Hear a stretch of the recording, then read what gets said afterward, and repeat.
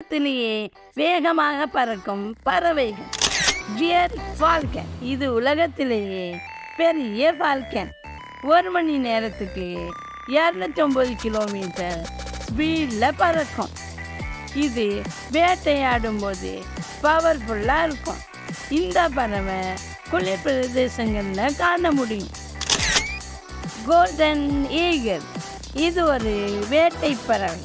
இது 1 மணி நேரத்துக்கு 240 கிலோமீட்டர்லேருந்து 320 கிலோமீட்டர் வரையும் ஸ்பீடில் கீழே இறங்கும். இந்த பறவை இந்தியா, நேபாள், பூட்டான் மற்றும் திபெத்திலையும் காண முடியும்.